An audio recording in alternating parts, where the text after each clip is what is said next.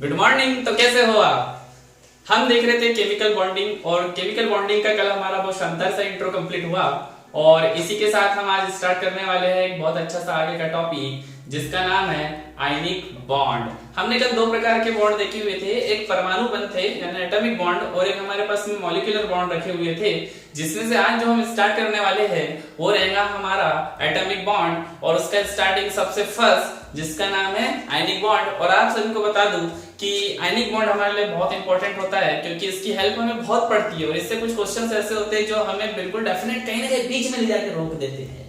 और इन्हीं क्वेश्चन से बचने के लिए आज हम थोड़ा अच्छे से पढ़ने की कोशिश करेंगे, जिसका नाम है आयनिक बॉन्ड। तो चलो चलो चालू करते हैं। बड़ी प्यारी सी हेडिंग, आयनिक बॉन्ड, जिसका नाम आयनिक बॉन्ड या आयनिक बंध। चलो भाई साहब चालू कर लेते हैं आयनिक बंध। अब बात कर लेते हैं आयनिक बंध, या इसी को बोल देते हैं हम विद्युत संयोजी बंध। चलो दो चीजें थी हमारे पास, आयनिक बंध या विद्युत संयोजी, या जिसको हम बोलते हैं इलेक्ट्रोवैलेंट बॉन्ड। अगर मैं बोलूं भाई साहब, मैं बोलूं अपनी लैंग्वेज में, तो मैं तो इसे चार्ज बॉन्ड भी बोलूंगा। अब आप सोच रहे होंगे कि चार्ज बॉन्ड बोलने का कारण क्या बन जाता है। जी हाँ, वो छोटा सा कारण है भाई, सिंपल सी बात है, आयनिक लिखा पड़ा है। अगर मैं बात कर लेता हूं, कल ही बहुत अच्छे से देखा था कि जो हमारे पास आयन था, आयनिक से आयन आया था, और आयन होते हैं दो प्रकार के, एज ए पॉजिटिव एंड ये होता है हमारे पास में नेगेटिव। इसीलिए मैं इसको बोल दे रहा हूं कौन सा बॉन्ड, चार्ज बॉन्ड। हाँ भाई ठीक है, चार्ज लेके चल रहा है, मान लेते हैं सरल लैंग्वेज में ये चार्ज बॉन्ड है।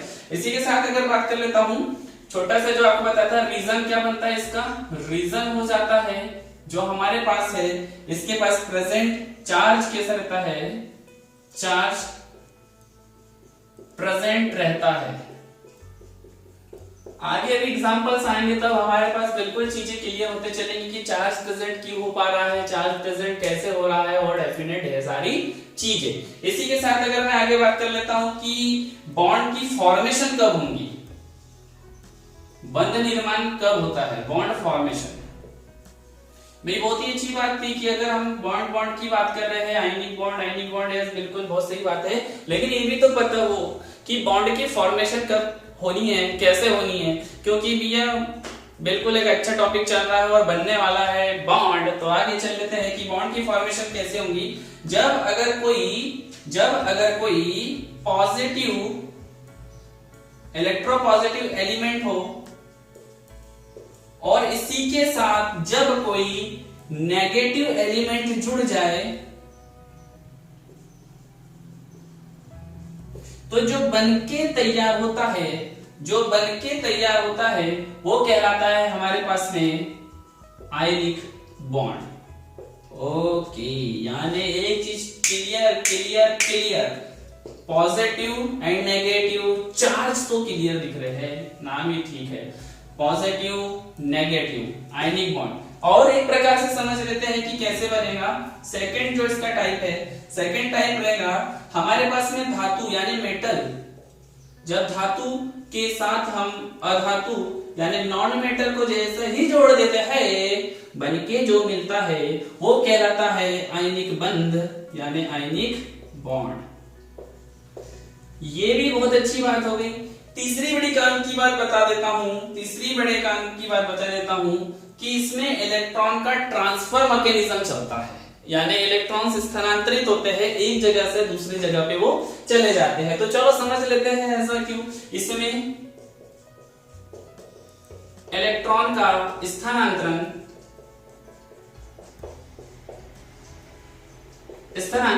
होता है।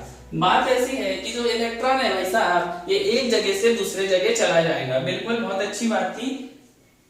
तो अगर आपको ये चीज समझ आ गई हो तो आप इसको लिख लो, फिर मैं मिटा देता हूं। तो चले, लिख लिया।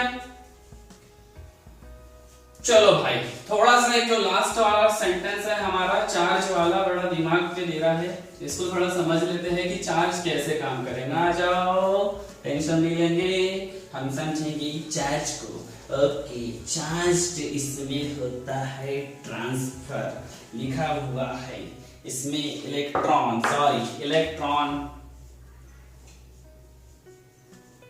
ट्रांसफर होना है। ठीक है भाई, इलेक्ट्रॉन का ट्रांसफर करवा देते हैं, थोड़ी देर में करवाएंगे, देखो कैसे कैसे। पहली बात तो ये ध्यान रखने वाली बात कि हम पढ़ रहे हैं आयनिक बॉन्ड, और दूसरी बात इसकी करवा रहे हैं फॉर्मेशन, और तीसरी बात अगर मैं बोलूं कि जो बॉन्ड फॉर्मेशन है वो कब होती है, जब उसको क्या होना हो, स्टेबल होना हो, या स्टेबिलिटी के लिए वो क्या कर लेता है, बॉन्ड की फॉर्मेशन करता है। बहुत ही अच्छी बात थी। अगर एक बहुत प्यारा और छोटा सा एग्जांपल दे दूं आयनिक बंध का, अगर इस सिस्टम में जो हमारे पास आयनिक बंध रखा है, ये आयनिक बंध का एक बहुत ही अच्छा सा एग्जांपल दे देता हूं, तो वो होता है NaCl। अरे सर आप कल से देख रहे हैं भाई नमक ही बहुत खिला रहे हो। अरे हाँ भाई, जो घर में चीज रखी उस पे ध्यान दो ना, बाहर क्यों जा रहे हो यार। घर में रखा है नमक, किसी पे स्टडी कर लेंगे, किचन में मिलता है, देख लेना जाकर कैसे दिखता है, व्हाइट सा दिखेगा, अच्छा खासा बढ़िया मजा आ जाता है। चलो चलो चलो चलो, यहाँ आ जाते हैं NaCl के पास। अगर जब मैं NaCl की बात करूं तो ध्यान दीजिएगा, NaCl जो है वो दो भागों से मिलकर बना हुआ है, सोडियम और साथ में डला हुआ है रोल नंबर 17। नाम मुझे नहीं पता, आपको पता होना चाहिए। चलो यहां से जब मैं सोडियम की बात कर लेता हूं तो सोडियम चलता है भाई, सोडियम की बात कर लेता हूं तो सोडियम कहलाता है हमारे पास मेटल। क्लोरीन की बात कर लूं तो क्लोरीन कहलाता है हमारे पास में नॉन मेटल। ओके, बात तो क्लियर हो रही है, मेटल प्लस नॉन मेटल बराबरी से बनके रेडी होता है आयनिक बॉन्ड। ओके, अगर मैं बात करूं सोडियम का रोल नंबर होता है 11, और यहां से जैसे चलता हूं तो बन जाता है क्लास 2 8 और ये बन गया भाई 1। अरे बहुत ही अच्छी बात है। इसकी बात कर लेते हैं 2 8 और बन जाता है 7। ये भी बहुत अच्छे से समझ आ गया। बात ये आ रही थी कि जो बॉन्ड फॉर्मेशन हुई वो क्यों हुई, और थोड़ी देर पहले हमने यहाँ पढ़ा हुआ था कि आयनिक बॉन्ड पढ़ रहे थे और फॉर्मेशन करवानी थी बॉन्ड की, क्योंकि वो होना चाहता है स्टेबल। क्योंकि अगर मैं NaCl का एग्जांपल ले लूं और दोनों को जब मैं अलग अलग कर देता हूं तो जो सोडियम है वो मेटल है, जिसका भी हमने जब यहाँ पे देखा इसके इलेक्ट्रॉन्स को अलग अलग करके, तो 2 8 और 1 के रेशो में मिलता है, और यहाँ पे मिलता है हमको 2 8 और 7। आप देख रहे हो कि इसका भी ऑक्टा अनकंप्लीट है, इसका भी ऑक्टा अनकंप्लीट है। अगर मैं इसका ऑक्टा कंप्लीट करूं तो मुझे 7 इलेक्ट्रॉन की जरूरत है, बिल्कुल, क्योंकि एक पहले से ही है तीसरी शेल में। अगर मैं इसकी तीसरे शेल की बात करूं जो अनकंप्लीट है और इसे मुझे कंप्लीट करना है, तो मुझे 1 इलेक्ट्रॉन की जरूरत है। तो दोनों आपस में क्या करते हैं, भाई साहब तुम्हारे पास एक ही तो इलेक्ट्रॉन है, तुम एक काम करो इन्हें दे दो ना, क्यों परेशानी लेते हो। ये भी बोलता है ओ मुस्कुराते हुए, ले लो, घर की तो बात है, ले लो, जाओ दिया तुम्हें, चलो भाई ठीक है दे देते हैं। तो होना यूं था कि धीमे धीमे क्या करता है, जो सोडियम भाई साहब थे 2 8 और 1 पे, तो ये क्या करते हैं, धीमे गति से एक इलेक्ट्रॉन को निकाल देते हैं। जाओ इलेक्ट्रॉन, जी लो अपनी जिंदगी, जाओ। तो क्या होता है, सोडियम ने भैया 1 इलेक्ट्रॉन दे दिया, तो सोडियम पे आ गया पॉजिटिव चार्ज, और इसी के साथ में क्या बनके तैयार हो जाएगा भाई साहब, इसी के साथ बन जाता है 2 और 8, क्योंकि एक पॉजिटिव चार्ज यानी 1 इलेक्ट्रॉन उसने इजीली निकाल दिया, और इसी के साथ हमारे पास निकलता है 1 इलेक्ट्रॉन, यानी ये जो एक क्वांटिटी घटी वो ये इलेक्ट्रॉन है। अब इधर साइड में एक भूखा इंसान बैठा था जिसका नाम क्लोरीन क्या बोलते हैं, भैया भूख लगी पड़ी है, हमको भी इलेक्ट्रॉन चाहिए, अरे लो, तो ये जो दिया हुआ इलेक्ट्रॉन था क्लोरीन खा जाता है।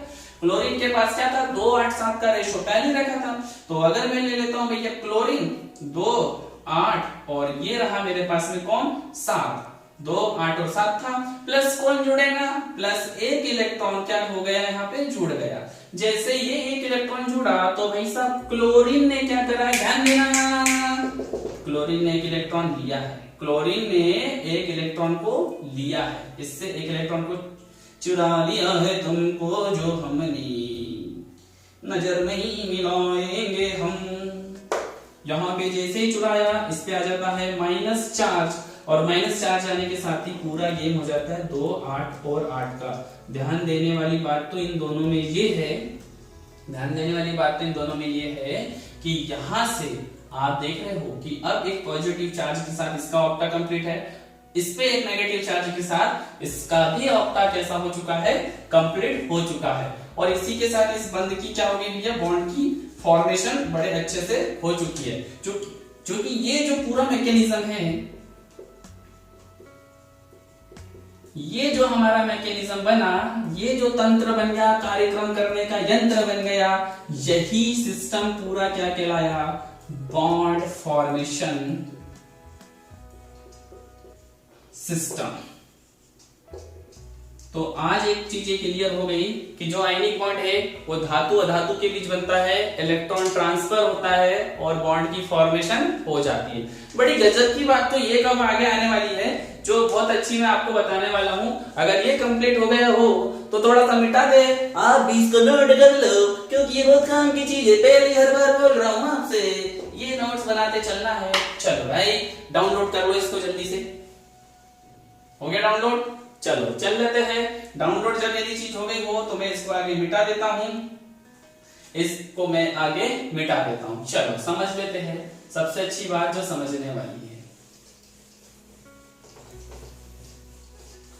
सबसे अच्छी बात, एक समझने वाली बात, आगे चल लेता हूं बड़े अच्छे तरीके से। आगे चल लेते हैं, जल्दी से समझने वाली बात कर लेते हैं कि जो आयनिक बॉन्ड है, आयनिक बॉन्ड में डैश ऐसा बीच में डैश नहीं लगता। अब डैश की बात अगर कर ले तो आपने कभी, मुझे लगता है कि जो NaCl है, NaCl को ऐसे ही देखा होगा, NaCl को ऐसे नहीं देखा। अब ऐसा नहीं देखा तो उसका भी रीजन समझते हैं भाई, इसका भी रीजन समझ लेते हैं कि ऐसा क्यों हुआ। तो ऐसा होने का भी बहुत ही अनोखा और अच्छा तगड़ा कारण है ये, जिसको समझने की जरूरत है। कि होता यूं है कि हम जब सोडियम की बात कर लेते हैं, ये था हमारा सोडियम, और सोडियम भाई साहब 2, 8 और 1 पे बैठे थे, और ये था एक क्लोरीन, तो ये भी बैठा था 2, 8, 7 पे। हुआ क्या, शेल बना लेते हैं। सोडियम अंकल फर्स्ट सेल, सेकेंड सेल, और ये रही इसकी तीसरी सेल। क्लोरीन भाई साहब फर्स्ट सेल, सेकेंड सेल, और ये रहा इसका तीसरा सेल। होना यूं था कि अगर सोडियम की जब मैं बात कर लूं बहुत अच्छे तरीके से, तो पहले सेल में 2 इलेक्ट्रॉन, आप भी समझ रहे हो, दूसरे में 8 इलेक्ट्रॉन, ये लो 3, 4, 5, 6, 7, 8, तीसरी सेल में 1 इलेक्ट्रॉन। चलो भाई सेम इसका भी 1, 2, 3, 4, 5, 6, 7, 8, तीसरी सेल में 7 इलेक्ट्रॉन, 1, 2, 3, 4, 5, 6, 7। अब होना यूं था कि इसके जस्ट पहले हमने समझे थे कि ऑक्टा पूरा करना था। इसमें हुआ क्या, थोड़ा ध्यान देना, हुआ यूं कि ये जो इलेक्ट्रॉन है ना, ये जो इलेक्ट्रॉन है यहां से निकला खचा, और जाके यहाँ पे बैठ जाता है, और ये रहिया भैया इसका यहाँ पे इलेक्ट्रॉन कंप्लीट होना। यानी ये जो इलेक्ट्रॉन है ये पूरा हमें दे रहा है इलेक्ट्रॉन ट्रांसफर। ये कर गया electron transfer with the help of electronegativity. यानी क्या करा, इसमें विद्युत ऋणात्मकता का बहुत प्यारा गेम है। आगे समझेंगे बहुत अच्छे से कि इलेक्ट्रोनेगेटिविटी क्या है और ये कैसे कैसे काम करती है और क्या होना चाहिए, क्योंकि बहुत जरूरी है। छोटी छोटी बेसिक चीजें थोड़ा समझते चलना, बड़ा मजा आ जाएगा। कि यहां से इलेक्ट्रॉन ट्रांसफर हुआ तो पूरा जो डायग्राम है, अगर पूरा जो डायग्राम है, डायग्राम की अगर मैं बात कर लूं तो डायग्राम ऐसा बनके तैयार हो जाएगा। डायग्राम की जब से बात कर लेता हूं, ये रहा सोडियम, ये रहा सोडियम, ये रही इसकी फर्स्ट सेल, ओहो सेल इतनी बड़ी बन जाती हो, ये रही फर्स्ट सेल, और ये रही इसकी सेकंड सेल। फर्स्ट सेल में ये रहा है हमारे पास में, क्या रहा भाई, ये रहा हमारे पास में, ये रहा हमारे पास में क्या, 2 इलेक्ट्रॉन, और ये रहे हमारे पास में 8 इलेक्ट्रॉन। 1 2 3 4 5 6 7 8। साथ में चूंकि एक इलेक्ट्रॉन को इसने यहां पर डोनेट कर दिया, दे दिया हमेशा के लिए, तो यहां पर आ जाएगा पॉजिटिव चार्ज। क्योंकि देने वाले पे हमेशा कैसा चार्ज आता है भाई, पॉजिटिव चार्ज आ जाता है। क्योंकि यहाँ से ही आगे जब मैं बात कर लेता हूं तो क्लोरीन भाई थे Cl, पहली सेल में 2 इलेक्ट्रॉन, दूसरी सेल में 8 इलेक्ट्रॉन। समझदार हो चुके हो, धीरे धीरे समझ आने लगा है। और तीसरी सेल में भी 1 इलेक्ट्रॉन लिया था, तो 7 और 1 कितना हो गया 8। ये हो गया 3 4 5 6 7 8। कुछ इस प्रकार की संरचना बन गई। अब चूंकि इसने 1 इलेक्ट्रॉन को ले लिया है, ये देखो यहाँ से 1 इलेक्ट्रॉन को यहाँ तक पहुंचाया, शिफ्ट करवा लिया, ले लिया इलेक्ट्रॉन, तो इस पे कौन सा चार्ज आ गया भाई, नेगेटिव चार्ज। क्योंकि लेने वाले पे नेगेटिव चार्ज आता है, ये चीज भी हमारी बड़े अच्छे से क्लियर हो गई। इसी के साथ में आयनिक बॉन्ड में डैश नहीं लगता। अब डैश नहीं लगने का मुख्य कारण है कि हम देख रहे हैं कि इलेक्ट्रॉन ना शेयर नहीं हो रहा, लेना देना नहीं चल रहा, सीधा हमेशा के लिए दे दिया। अगर एक्चुअल में देखा जाए ना तो इसके और बीच में भी ना एक लगा हुआ है कुछ सिस्टम जो इसको पकड़े रखा हुआ है, कुछ पकड़ के रखा हुआ है, कुछ बिल्कुल बॉन्ड है सब कुछ राइट, बट डैश नहीं। तो हुआ क्या, ये था भाई सोडियम भाई ने क्या करा, खटखट अपना एक इलेक्ट्रॉन को क्या कर दिया, ट्रांसफर कर दिया था और क्लोरीन के साथ। और यहाँ पे क्या बना लिया, ये बन गया बॉन्ड। और ये बॉन्ड है, ये जो बॉन्ड बना ये बना है आकर्षण, आकर्षण की हेल्प से, इसीलिए इसे अट्रैक्शन बॉन्ड भी कहते हैं। यानी ये जो बॉन्ड है आकर्षण बॉन्ड भी कहलाता है। बहुत नोट करने वाली बात, ये बॉन्ड कैसा बॉन्ड कहलाया, आकर्षण बॉन्ड। इसलिए हम इसके अंदर कभी भी ऐसा डैश, यानी ये जो रखा है हमारे पास Na और Cl, ये कभी हम शो नहीं करते और करना भी नहीं चाहिए, नहीं तो गलत हो जाएगा। इसी के बाद जब आगे चल लेता हूं बड़े अच्छे तरीके से, एक छोटे से फॉर्मूले की बात कर ले कि इसके लिए कुछ फॉर्मूला आया था। अगर आपने लिख लिया हो तो आगे चलता हूं। फॉर्मूले की अगर जब बात करूं कि फॉर्मूला क्या है भाई, इसके लिए कोई फॉर्मूला भी आया था। हाँ जी हाँ, बिल्कुल फॉर्मूला आया है, बहुत अच्छा वाला फॉर्मूला ले लेते हैं। आयनिक बॉन्ड के लिए बात कर लेता हूं मैं। आयनिक बॉन्ड के लिए अगर मैं बात कर लूं तो आयनिक बॉन्ड का फॉर्मूला ले लेते हैं। आयनिक बॉन्ड का फॉर्मूला ले लेते हैं। आयनिक बॉन्ड का फॉर्मूला, तो आयनिक बॉन्ड का जो फॉर्मूला है बहुत ही अच्छा फॉर्मूला आया था, F equal to K Q1 Q2 upon D का स्क्वायर। ये रहा इसका फॉर्मूला। आगे कुछ चीजों के हमें कैलकुलेशन करनी रहेगी तो उसमें हम इसको डेफिनेट कहीं पर यूज करते रहेंगे, क्योंकि ये हमारे लिए बहुत जरूरी सा बन जाता है। तो आगे चल लेता हूं कि जब F equal to K Q1 Q2 upon D का स्क्वायर, तो इसकी वैल्यूज अगर बोलूं तो F क्या है भाई, F आपको पता होना चाहिए, F हमारे पास फोर्स है। अगर बात कर लेता हूं Q क्या है, तो Q हमारे पास में रखा हुआ है चार्ज, यानी बोलते हैं जिसको आवेश, ये रखा हुआ है चार्ज। और इसी के साथ हमारे पास D है, तो D क्या है, D है डिस्टेंस, आयन के बीच की बॉन्ड डिस्टेंस है, आयन के बीच की बंध दूरी। ये जो आयन के बीच की, जैसे हमने देखा पड़ा था कि ये अगर मान लीजिए सोडियम था और ये चले और ये बनके रेडी हुआ क्लोरीन, तो ये जो है यही है बॉन्ड डिस्टेंस। और ये बॉन्ड डिस्टेंस की मेजरमेंट होती है यहां से, D से, ये यहां से हमें निकाल के देता है। और इन चीजों को हमें लेकर आगे चलते रहना है।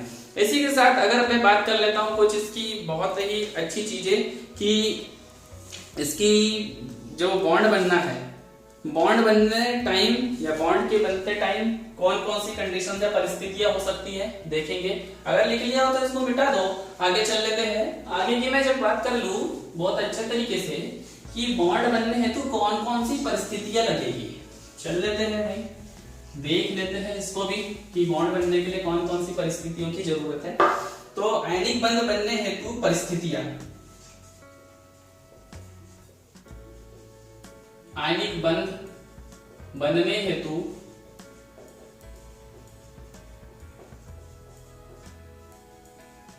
परिस्थितियां, चलो परिस्थितियां देख लेते हैं कि कौन कौन सी परिस्थितियां लगेंगी हमें आयनिक बंध बनाना है। तो सबसे सबसे पहला जो हमारे पास एटम है, एटम के इलेक्ट्रॉन नेगेटिविटी में, या हाँ ठीक है लिख लेते हैं एटम के विद्युत, एटम के इलेक्ट्रॉन के, सॉरी थोड़ा अच्छे से लिख लेता हूं, बार बार तकलीफ हो रही थी। तो एटम के इलेक्ट्रॉन की विद्युत ऋणात्मकता, इलेक्ट्रोनेगेटिविटी में अंतर होना चाहिए। ओके, अंतर हो। अब छोटी सी बात थी, इसके पहले भी मैंने आपसे बोल के रखा था कि ये इलेक्ट्रोनेगेटिविटी या विद्युत ऋणात्मकता क्या है। ये एक पावर है जो इलेक्ट्रॉन को अपने ओर खींच लेती है। जैसे कि हमने एक छोटा सा सिस्टम देखा था, ये रहा भाई साहब सोडियम, और ये इसके लास्ट सेल का एक इलेक्ट्रॉन, और ये रहा क्लोरीन, और इसके लास्ट सेल के ये बन गए 1 2 3 4 5 6 7 इलेक्ट्रॉन, ये यहाँ से खींच लिया गया। तो ये जो पावर जनरेट हुई, ये जो यहाँ से खींचा गया, यही तो हमारे पास इलेक्ट्रोनेगेटिविटी है। तो मोस्टली हमें एक चार्ट की जरूरत पड़ती है, विद्युत ऋणात्मकता का एक चार्ट होता है हमारे पास, और चार्ट में जो सबसे ज्यादा जरूरत पड़ने वाली है इलेक्ट्रोनेगेटिविटी की, तो बता देता हूं आपको क्या होना है।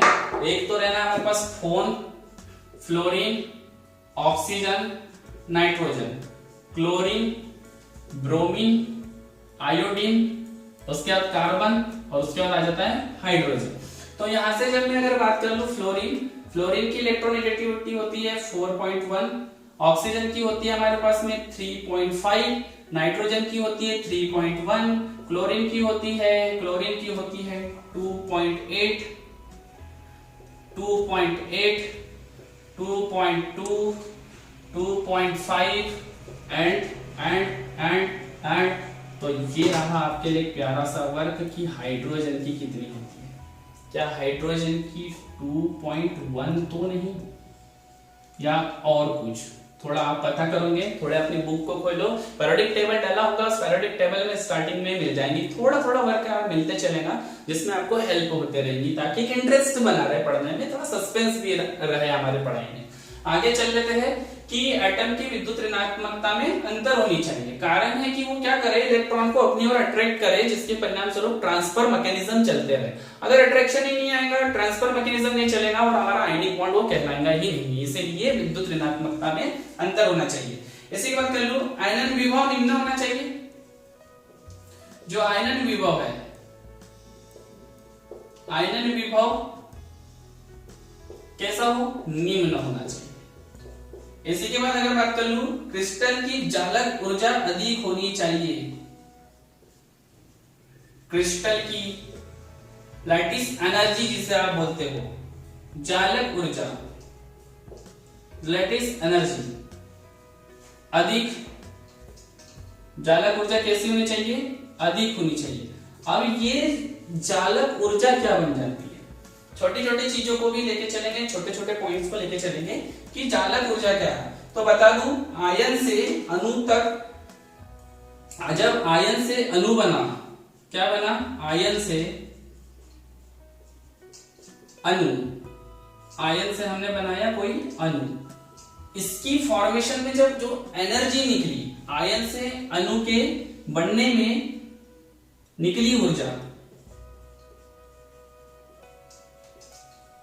ये जो ऊर्जा निकलती है,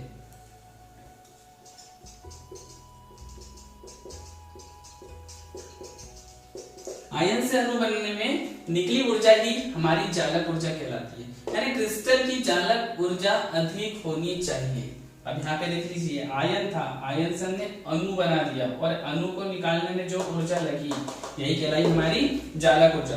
उम्मीद करता हूँ कि ये चीज समझ आ गई हो आपको। अब हम कुछ इसकी विशेषताएं देख लेते हैं कि विशेषता कौन कौन सी होनी चाहिए इस चीज को बनने के लिए। तो चले, अगर हो गया हो तो पुनः इसको लिख लो। पहला काम की चीज है, तो मिटा दू, बोलो मिटा दू, ठीक है मिटा देता हूँ। मजा आ गया? अरे सर मजा तो आएगा, आप दे रहे हो, अब पढ़ना तो पड़ेगा, मजबूरी है। क्या बोल रहे हो आप, पढ़ना तो पड़ेगा, मजबूरी है। भाई साहब बता दो एक बात, मजबूरी कुछ नहीं होती। ये जो पढ़ाई हो रही है ना, ये पढ़ाई भी अपनी लाइफ को बनाने के लिए हो रही है। जितना अच्छा पढ़ोगे उतने जल्दी बहुत अच्छे मुकाम पे पहुंचोगे, और मैं चाहता ही हूँ कि आप बहुत अच्छे मुकाम पे पहुंचो, क्योंकि जब तक हम एक अच्छी जगह नहीं जाएंगे ना, तब तक एक हमारा लेवल नहीं बनता है, और जब तक लेवल नहीं बने यार लाइफ जीने का मजा ही नहीं है। इसलिए बोलता हूँ मेहनत आज कर लो, कल मजे करोगे, आज मजे कर लो, कल डेफिनेट मेहनत करना पड़ेगा। सब आपके ऊपर डिपेंड करता है। तो चलो ये तो रोजमर्रा की बातें, आज आगे चल लेते हैं, जल्दी से ले लेते हैं हम आयनिक यौगिक की विशेषता, कैरेक्टर ले लेते हैं। आयनिक यौगिक की विशेषता है। चलो भाई विशेषता के पास चल लेते हैं। क्या क्या विशेषता थी इसकी वाली? जब अगर मैं बोल लूं कि विशेषता, जो इसका नेचर है,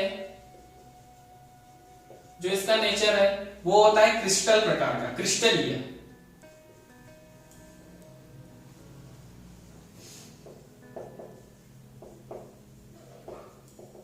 जो इसका नेचर होता है वो होता है क्रिस्टलीय। इसी के बाद जब मैं बात कर लेता हूं जो इसकी जालक व्यवस्था, यानी इसका लेडीज अरेंजमेंट अगर मैं बोल लूं, जालक व्यवस्था, जालक व्यवस्था होती है निश्चित।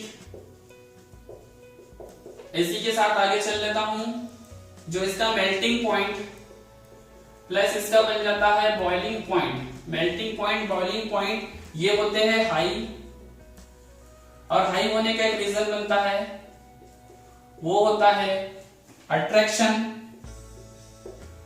बॉन्ड का प्रेजेंट होना।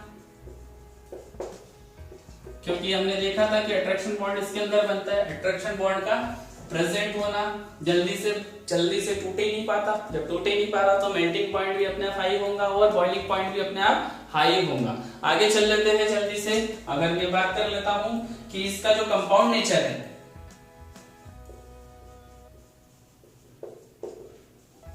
जो इसका कंपाउंड नेचर है वो कंपाउंड नेचर होता है कठोर,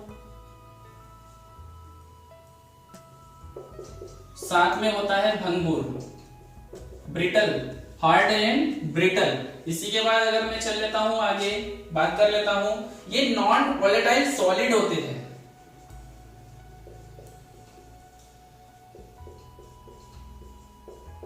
ये नॉन वोलेटाइल सॉलिड हो जाए, ये बिल्कुल उड़ नहीं सकते। आप नमक को कभी हीट करिए, ये रहा हमारे पास में बढ़िया प्यारा से एक बीकर लेना, ये बिल्कुल आपके घर का बर्नर, गैस या आप घर पे कोई तवा से ले लीजिए और इसके ऊपर आप नमक को डाल दीजिए। ये रहा आपका सॉल्ट, और यहां से आप इसको ना बर्न कर दीजिए, हीट दे दीजिए। आप देखोगे कि ना ये वेपर नहीं बनता, ये वेपर नहीं बनता। घर पे ही प्रैक्टिकल करो यार, घर से ही सब कुछ सीख सकते हो, कहीं जाने की जरूरत नहीं है दुनिया में।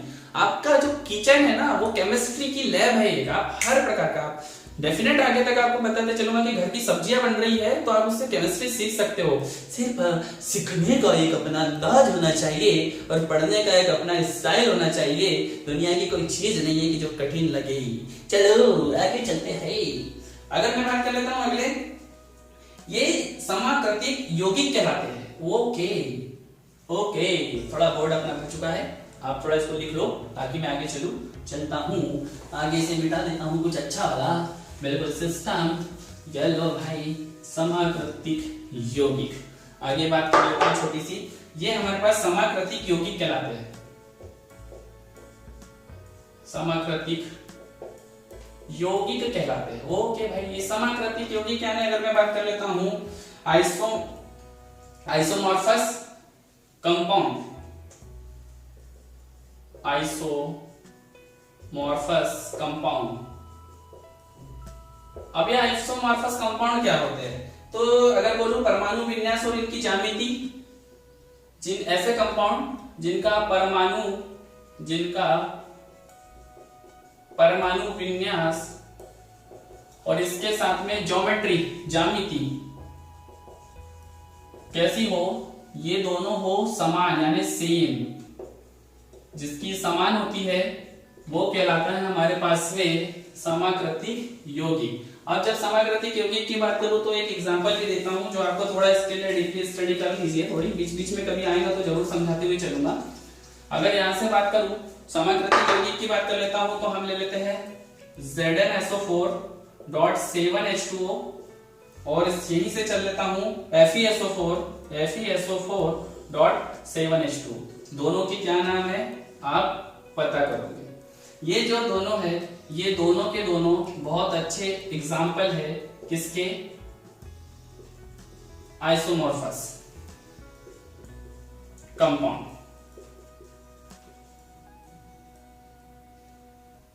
आइसोमॉर्फस कंपाउंड के ये बहुत अच्छे से ही बड़े अच्छे एग्जाम्पल है। इसी के बात कर लेता हूं कि ये जो हमारे पास में आइसोमॉर्फस रखे हैं इसकी रिएक्शन रेट ना बहुत हाई होती है।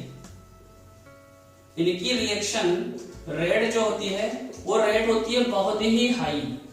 ये भी काम की बात है, इतनी हाई कि हम इसको ना बहुत स्पीडली देख ही नहीं सकते भाई, बहुत फास्ट होता है। अगर बता दूं कि हाई है और कितना 10⁻⁻8 सेकेंड, इतना ज्यादा स्पीड से अपने रिएक्शन को शो कर देता है। आप और मैं बहुत जल्दी पहचान नहीं पाएंगे, बड़ा सिस्टम अच्छा है। तो इसको नोट कर लिया, साइड में हो जाता हूं दिखाई नहीं देगा। नोट हो गया, बिल्कुल टेंशन नहीं लेना। इसी के साथ मिलते रहेंगे नेक्स्ट एपिसोड में, कुछ अच्छा लेकर आएंगे।